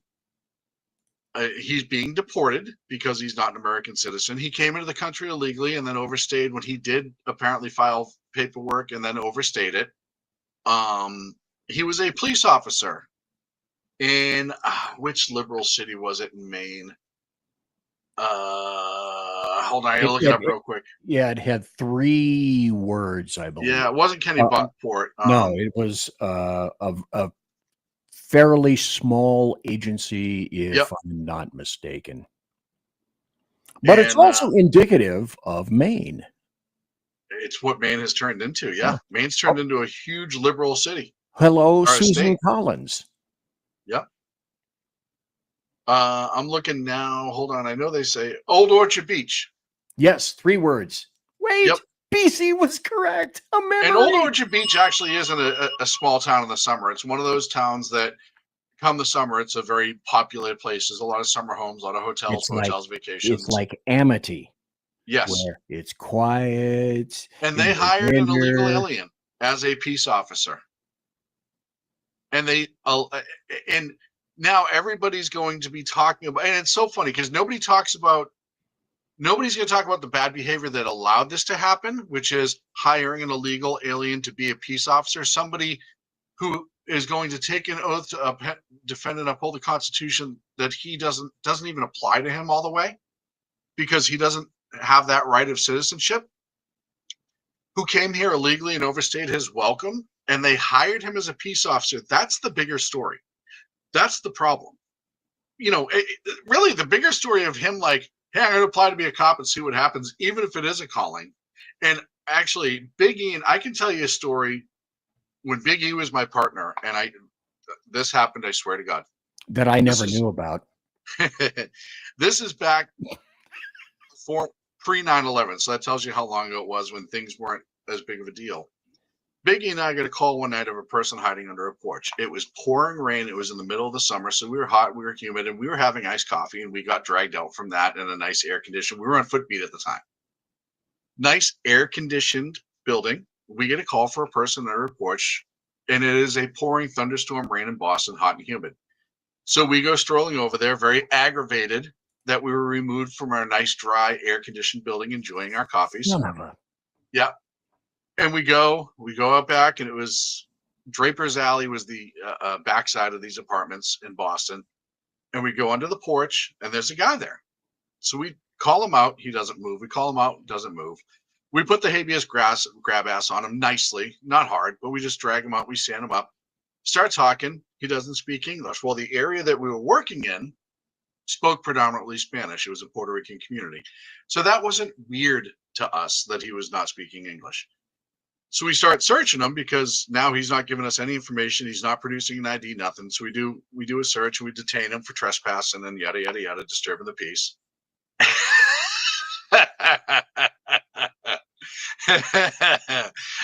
I knew his ears would perk up when I started telling this story because we still talk about this and it's funny. So as we're searching him, we get his wallet out to try to get identification. And Earl will tell you, he was a police officer from the country of Spain who came to America, overstayed his welcome, and was trying to become a citizen and a peace officer here. He had his Spanish police ID and badge. And that's why he was here. That's what we were able to finally extrapolate from this guy. And he's resulted to hiding under a porch because he's not a citizen. He can't become a police officer. He couldn't take the test, yada, yada, yada. Now you flash forward, it's post 9/11. We've had all of these issues in this country, and Old Orchard Beach, Maine is going to hire a non-citizen who cannot legally possess a firearm and put them to work as a peace officer to carry a firearm and enforce the laws and uphold the Constitution. What the hell is going on? What kind of existence are we in when you have a city that will do this and completely go fuck yourself, Constitution, go fuck yourself, law, go fuck yourself, history? They're just throwing it out there. You know why I like this? Because this reminds me of what you accused me of at the end of my last show. BZ, you lit yourself up and then you went into a rant. Comma, you fuck stick. And now it goes full circle. The student becomes the master. No, we were talking about immigration. So we brought up Old Orchard Beach, Maine. So, I mean, it really was a back and forth. There's two of us here, so it's not uncommon. Something else I want to touch on, and I don't know. SFTD wanted to do that. I know. They wanted to allow it. And there was an agency, if I'm not mistaken, in either Alamogordo, New Mexico, or Arizona that had an illegal on their department. There was another department close by here to Sacramento. It wasn't Davis. Maybe it was Berkeley. Somebody else was trying to do it too, or they wanted to hire. I want to switch gears a little bit because we only get 11 minutes left. BZ, have you heard this controversy? And it involves the young woman. Her name is Sydney Sweeney. Have you heard any of this at all? Yes and no. First, yes, I've seen that photograph. Yes, I've heard that name, but the extrapolation of what that intimates, I do not know. So please educate me. So American Eagle jeans, they make pants, right? They used to be a carrier, an airplane carrier. They hire this actress, Sydney Sweeney, who is by all accounts a beautiful woman. She's pretty. She's got a great body. She's young. She's, attractive. They have the print commercials and ads like that. And they also have the video ads, which I don't have that, but it doesn't really matter. So now the left, the ultra progressive, super reasonable left, is now trying to say, because she's blonde haired, blue eyed, super reasonable, because they made the reference, she's got great genes. Now we both know they did genes, Genes, or Jeans, because they're trying to sell jeans and say their genes are great. They were playing on words there, which advertisers sometimes do. This is going where I think it's going. Oh now. yeah, no, wait, I'm not done yet. Is that it is a Nazi dog whistle because she has SS in her name, and it's anti everybody who's not white and very pro-Nazi. And they're reacting so reasonably. I got 1 minute and 51 seconds of a video here to show you. Please. You guys are complaining about that Sydney Sweeney jeans ad, so I went and saw it. That's Nazi propaganda. Wow. I thought it was going to be like kind of bad. That's going to be in history book. I will be the first to woke because those Sydney Sweeney American Eagle ads are weird, like fascist weird, like Can you pause Nazi for a second? propaganda weird. Oh, yeah, You'd hold be on. surprised that a company whose name. Yes, sir. Okay. When you see bints like that, the first thing that you want to do, don't you want to take a pair of pliers and rip out the nose rings? Because I sure as shit do. But they're the same motherfucking bint. They're leftist crazy white people. You get the point. I don't even have to play it because it's 1 minute and 21 of that. What blows me away. No, it's going to be the same. What blows me away, BZ, is they're talking about this being Nazi propaganda. They're talking about being pro-white and anti-everything else, yada, yada, yada. Do you know that, and a lot of people don't realize this, globally, white people are in the minority.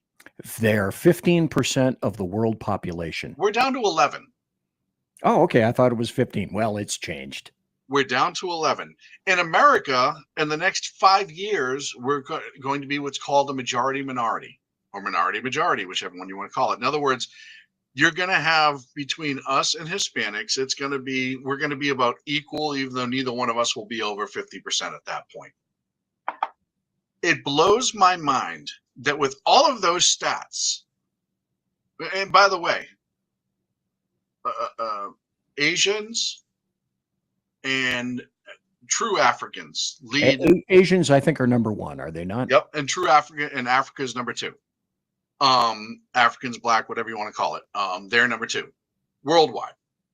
It blows my mind that they can still play this off like white people control the entire world. And that there's so many of us that it's like, oh God, we're not even like 4th or 5th in the entirety of it. It's incredible to me. And then to try to make this like American Eagle is somehow calling out to Nazis first to buy jeans. First and foremost, there aren't that many Nazis around to keep American Eagle afloat, even if they all bought jeans.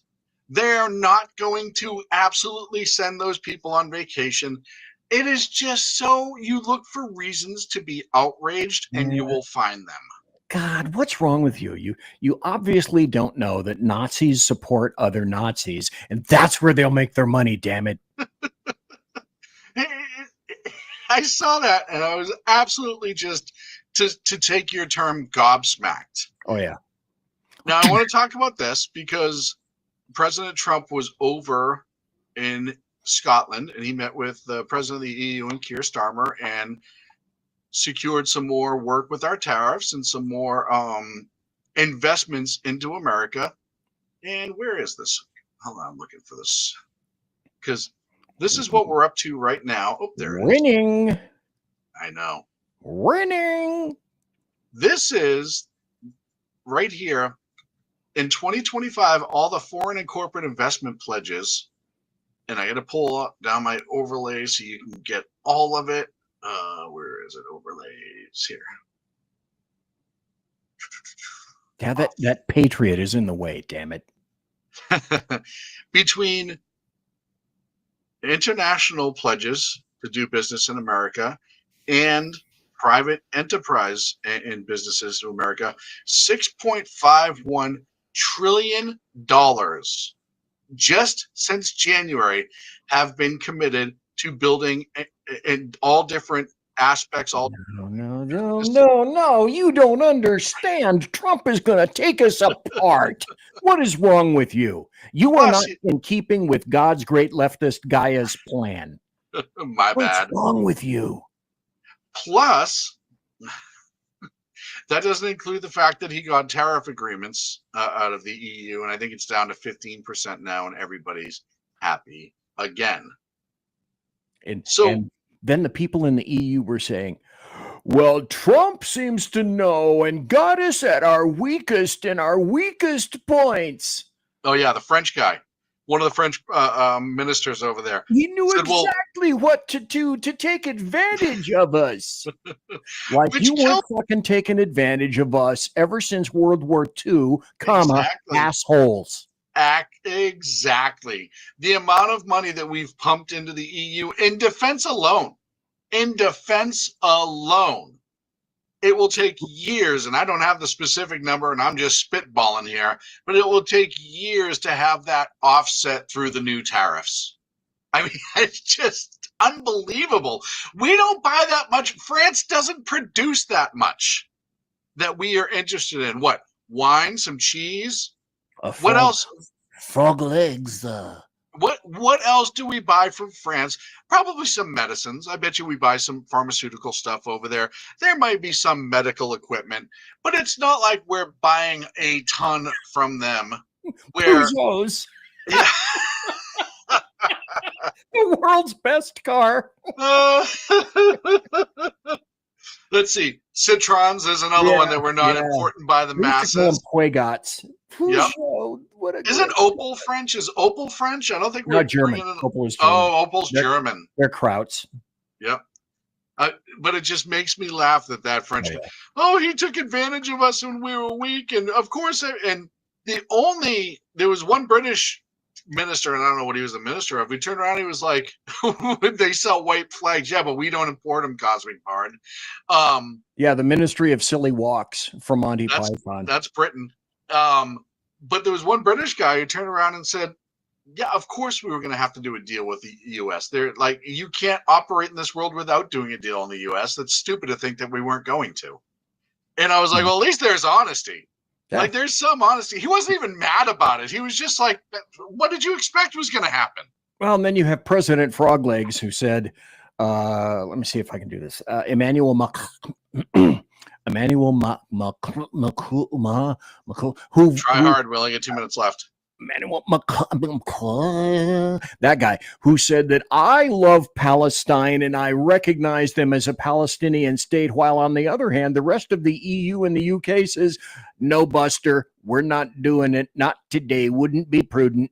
My post to him said, when you turn around and you try to get appeasement, it is not going to stop the riots and problems you have in your country. So just stop. Yeah. BZ, sir, I appreciate you coming on. I know you're supposed to just be here for the one segment. You stuck out for the whole show. Tell everybody where they can find you. Well, if you go to my house, I'll probably be either in the studio or the bedroom, something like that, probably sleeping.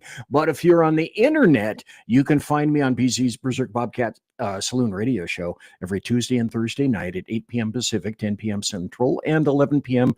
Eastern, where you can find all of my political buttery goodness. And I'm going to be talking about China tomorrow night, not China White. Come on, you guys, I know what you're thinking. And then you'll be back. Excuse me. Hang on, folks. Hang on. Here's,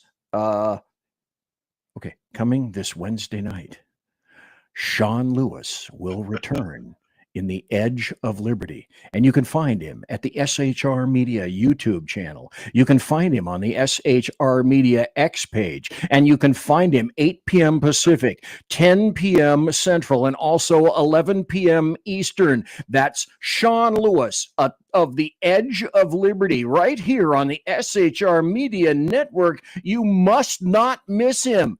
How about that? BZ, thank you, my friend. Thank you, sir. And that's going to be it for me. Hey, make sure you check out all the great shows on SHR Media Monday and Fridays at 6 p.m. Pacific, 9 on the East Coast. You have the Reverb Common Sense with Jersey Joe, who hopefully he's feeling better. He's suffering with a lot of pain with at this point, and we're really hoping he comes around. Tuesday and Thursdays, 9 a.m. Pacific, noon on the East Coast. You have Mission Ready Men with my good friend Big E. Check him out. And then Sunday nights at 5 p.m., you have The Lost Wanderer, whichever show he is putting up that specific night. But I'll tell you, this last week was the space show, and you just got to check him out. He's out. It's awesome. We're so glad he is here with us. And while I'm talking about The Lost Wanderer and the Cosmic Bard, same person, go check out our good friends over at KLRN Radio. They're on X. You can find them. Just search KLRN or Ricky Robinson. He's in charge over there. And do me a favor, tell them I said hello. Folks, that's going to be it for me. I will be back, as BZ said, Wednesday evening at 8 p.m. Pacific. The beginning of this was a special. The show is a special. You're kind of special. See you Wednesday.